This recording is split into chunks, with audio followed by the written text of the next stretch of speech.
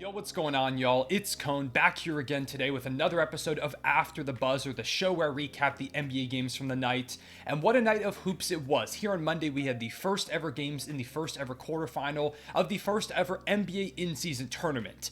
A lot of first on this Monday, and it brought us some fantastic hoops. If you weren't a fan of the in-season tournament going into tonight, you have to be a fan at this point, or at least kind of into the idea, because we just got two great playoff atmosphere type games in early December. As someone who was already a big fan going into these games, I think it has to be here to stay. It's been an amazing addition so far, and I think it's only going to get better from here as we get to the semifinals in Vegas and the eventual championship. So let's go ahead and break down these first two games. We're going to start off with Pacers Celtics and move into Kings versus Pelicans later, but for right now, leave a like and subscribe if you enjoy. Hit the notification bell so you don't miss out on future videos, and as always, I'd love to hear your takeaways down below in the comments. So let's kick things off with Pacers Celtics. This was the perfect game to have at the beginning of the tournament. Two really fun offenses. It could be a high scoring game, star power on both sides between Tyrese Haliburton, Jason Tatum, Jaylen Brown, the Celtics as the juggernaut, the best team in the East, with the Pacers being a pretty trendy pick to win this game and make it potentially to even the finals of the in-season tournament behind their fantastic offense,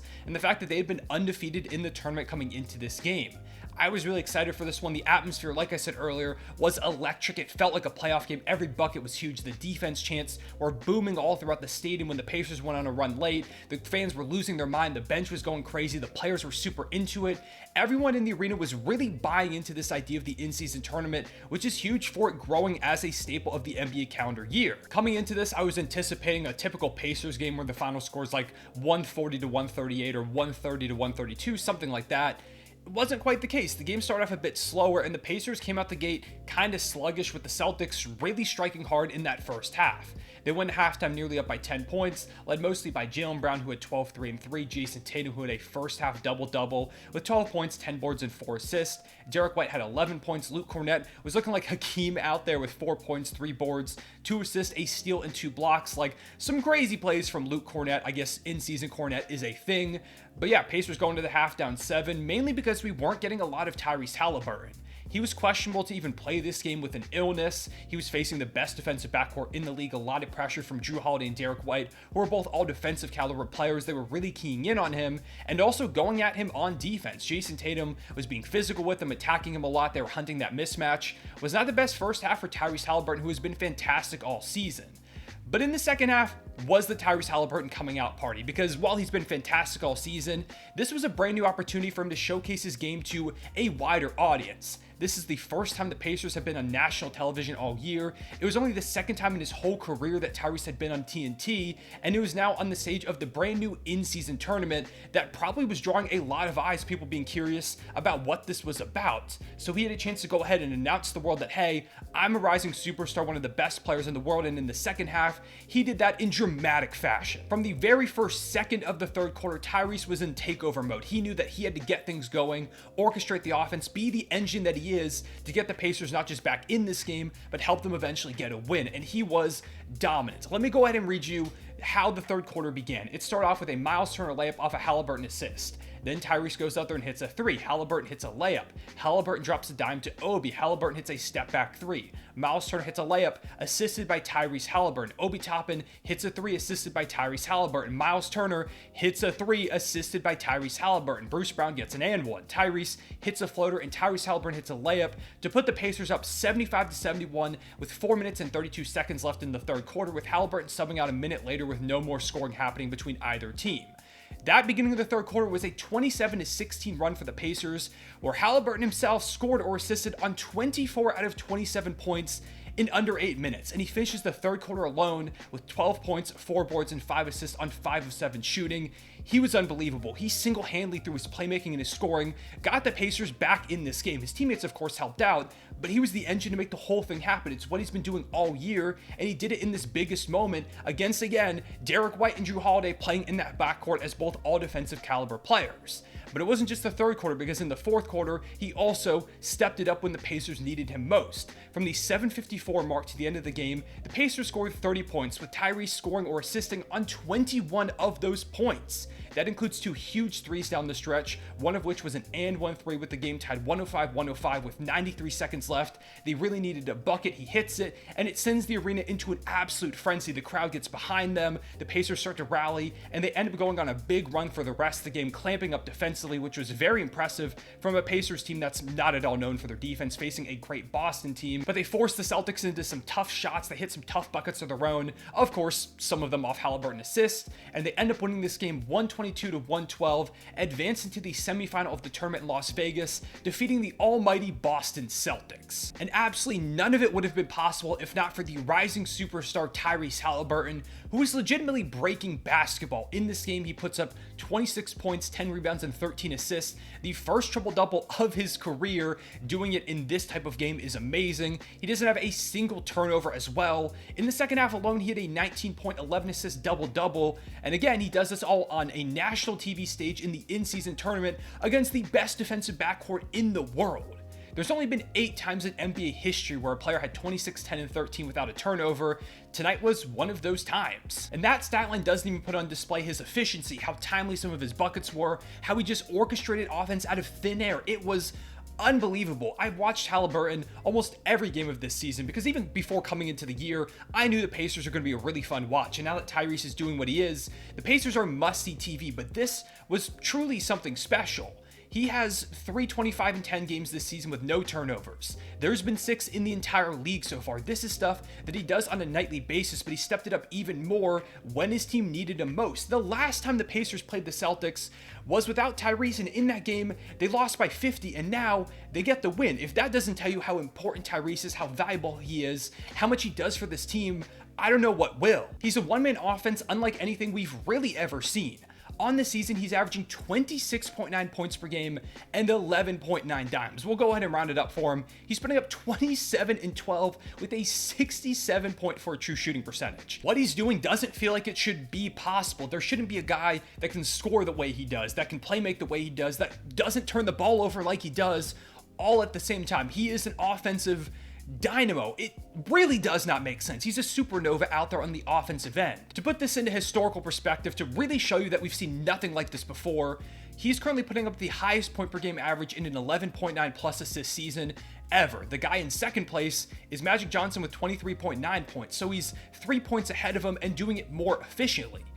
The highest true shooting percentage in a season where a guy was putting up 11.9 assists or more was John Stockton back in 1995 with a 65.1 true shooting percentage. So he's more efficient than Stockton was while playmaking the same amount. He's scoring more points per game on more efficiency than Magic Johnson was when he was dishing out dimes. He's having one of the best offensive point guard seasons we have ever seen. In fact, I'll even go a step further and say that he's having one of the best offensive seasons ever, regardless of position, regardless of year that somebody was playing. This is something that is truly unprecedented, especially in the modern game. He's leading the best offense statistically of all time while putting up these individual numbers. I don't understand it, and I'm watching it on a nightly basis, but it still doesn't compute in my head. And obviously, it's not all Tyrese Haliburton. He's got great teammates surrounding him that help boost this thing up. But a lot of their play does come directly from Tyrese, who sets them up with open looks, who demands so much attention from the defense that guys are able to just knock down open shots at times that he's often creating for them. He's gone from making his very first All-Star game last season to now being unquestionably an All-Star, probably the best guard in the Eastern Conference so far, one of the best guards in the entire league, unquestionably an All-NBA guy. Now the question is he All-NBA first team, and how far up there into the MVP race is he at this point? Say the Pacers go on to win this in-season tournament. Say he brings them to a top 3-4 seed in the Eastern Conference while putting up these types of numbers, which I think could even get better as the season goes on because he's been getting better and better, especially with the scoring. Could he win an MVP as soon as this season? I don't even know if he's a dark horse anymore. To me, it just feels like if he can get the team success, it's going to be hard to deny him from that top 3-4 spot in this MVP race. He has been absolutely unbelievable. He's a man on a mission, and it feels like a matter of time until the Pacers get him some better teammates, and he's perennially up there in the upper echelon of MVP talks. Coming into this season, the league was completely stacked with top-end guard talent, and Tyrese has shoved his way into that top guard conversation, making noise left and right, and completely turning the NBA on its head. He is breaking the game of basketball. He's shattering expectations. Tyrese is becoming a superstar and making history right before our eyes. I hope this game and a deeper in-season tournament run shows the NBA that they need to put the Pacers on TV more. They got to find a way to flex them some games, because there's no way this season Tyrese is having. The fun offensive basketball the Pacers are playing should be stuck on League Pass every night. I've still been watching it, but they need to get this team, and Tyrese in particular, out there to a more national audience ASAP. Again, like I said earlier, it wasn't all Haliburton in this game. Some other guys had some big performances. Buddy Hield had 21 points on 7 of 11 shooting. Bruce Brown had 13 points, 8 rebounds, 4 assists, and 3 steals. Fantastic addition for them in the offseason. Aaron Nesmith in a revenge game against his former team at 13 points. Miles Turner had 17 and 10. He was big in the early going. Benedict Mathurin had 16, 5 and 2. This is just a good team all around. I love the talent that they've got here. I said before the season, I was really excited to see what they were capable of, and they put together a great team effort to push themselves to Las Vegas in the semifinals, and I wouldn't be surprised if they made their way to the championship round. As for the Boston Celtics, they struggled in this game, particularly without Kristaps Porzingis. They missed his interior defense, his ability to stretch the floor and knock down threes, because this team was abysmal from deep, shot just 29%, and against a Pacers team that was on absolute fire, just not going to find ways to win, especially when they had lots of turnovers in that third quarter. Their ball security was bad. It's problems that we've seen pop up from the Celtics time and time again. Their offense devolved down the stretch. A lot of ISO ball. They got away from what was working in the first half.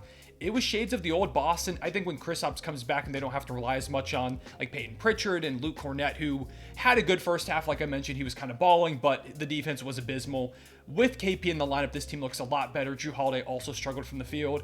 I think they're going to be fine, but ultimately don't move on in the in-season tournament. I do want to give a shout to the Jays. Jason Tatum, 32, 12, and 6, and Jaylen Brown, 30 points and 9 rebounds. They found a way to make an impact in this game, even if they kind of fell apart a little bit down the stretch. But moving on now to the second game of the night, Pelicans versus Kings. Another really good game. Sacramento's atmosphere is one of the best in the league, especially when it comes to these high-profile, high-stakes matchups. And again, felt like a playoff game watching this one, which big win for the in-season tournament that the fans are really, really into it. The players were, and the Kings started off really hot. They took a 15-point lead in the first quarter, hitting 7 threes throughout the period, before the Pelicans slowly but surely quieted things down, nearly tying it up by the time the first quarter was over, and a lot of that was led by Brandon Ingram. He always seems to rise to the occasion in these types of environments, was great in his sole playoff series against the Phoenix Suns a few years ago, and in this one, did similar stuff. He had 8 points in the first quarter to kind of quell that run, and he would continue to terrorize the Kings all night, finishing with 30 points, 8 rebounds, and 6 assists, as he led the Pelicans to a win on the road where they've really struggled so far this season against a great home team in Sacramento that many people, me included, picked to win the game over New Orleans. It was a masterclass of tough shot making, stuff that Brandon Ingram really does on a nightly basis. Just again, always seems to turn up to 11 when it comes to these playoff type atmospheres. He's got one of the smoothest games in the entire league, was pretty solid defensively tonight, and even went 3 of 6 from deep. The 3 ball has been a big question for BI throughout his career, especially this season, but he was able to knock down the shots when it mattered most. There was one that bounced off the rim, like went all the way up to the ceiling and came back down and in, and that's how you knew Brandon Ingram just had it going in this one. I was also really impressed by his playmaking. Like I said, 6 assists in this game. Really, the ball movement by the Pelicans as a whole has been really fun to watch this season. I think it's been kind of underrated, and with their talent getting healthier, I think it's going to lead to one of the league's best offenses down the line. Part of that is Zion Williamson, who was pretty quiet in this one, just 10 points on 5 of 8 shooting, but he did have 6 boards and 6 dimes to go with 3 steals. He played really well in the flow of the offense. They didn't need him too much in this one, so he just went ahead, played some solid defense, got them some buckets when necessary, and like I said, 6 dimes, so he did a good job passing as well. Like I said, a lot of great ball movement from this team. Also, CJ McCollum, who had 17 points to go with 7 dimes, 2 blocks too, which is weird for CJ McCollum. Trey Murphy came and had a great game, 16 points. Second game, I believe, back from injury, he looked like himself. And Herb Jones, man, Herb Jones is so big for this team consistently. He had 23 points, 5 boards, 5 assists, 2 blocks, played some great defense on De'Aaron Fox and a number of Kings throughout this game. Hit 8 of 13 shots, 3 of 5 from deep. When he's hitting his shots, Herb Jones is just one of the best role players in the entire league. Really not much you can do with him out there, both defensively and offensively. Getting a double-digit win over the Kings is not an easy task, but it's an example of what the Pelicans can do when they get fully healthy, when they've got Zion, Ingram, and all their role players out there. There's not a lot of teams in the league that are better than them. I'm really excited to see what they can do the rest of this tournament, specifically against the Lakers and the Suns in round 2, whoever comes out of that matchup tomorrow. And hey, if they keep playing like this, maybe they win this whole thing, they build some momentum, and end up getting back to the playoffs where it feels like they can be if they just keep their guys on the court. Finally, on the Kings side of the ball, De'Aaron Fox struggled a bit. He did have 30 points, 5 rebounds, and 4 assists, but it came alongside 6 turnovers on 10 of 25 shooting. Not the typical efficiency or carefulness with the ball that we see from De'Aaron. Herb Jones just gave him him a lot of problems. One of the league's better perimeter defenders. Sabonis had a good game, 26 points, 13 boards, 10 assists. Big triple-double from him, did what he could for the Sacramento Kings out there. You also get 21 points from Malik Monk as he continues to build a Sixth Man of the Year case. He's going to get a bag this offseason in free agency. Really, it came down to the fact that the Kings just couldn't slow down the Pelicans offense. The defense for the Kings is going to continue to be a question mark. Can they get stops when it matters most? And against a Pelicans offense that was pretty potent tonight, answer was no. With all that being said, those are my takeaways from these games. Let me know down below in the comments what your takeaways were. How far do you think the Pacers and the Pelicans can go in this? Could they match up in the finals? And who do you have winning in the Knicks versus Bucks and Lakers versus Suns games? Also, let me know if you think Tyrese is a top 5 MVP candidate. What all-NBA team would you have him on right now? And do you think he'll win an MVP at some point down the line? I'd love to hear your thoughts. He's just been unbelievable. As always, I appreciate y'all watching. Leave a like and subscribe if you enjoyed. Hit the notification bell so you don't miss out on future videos. I'll see y'all later. Real One, say it back.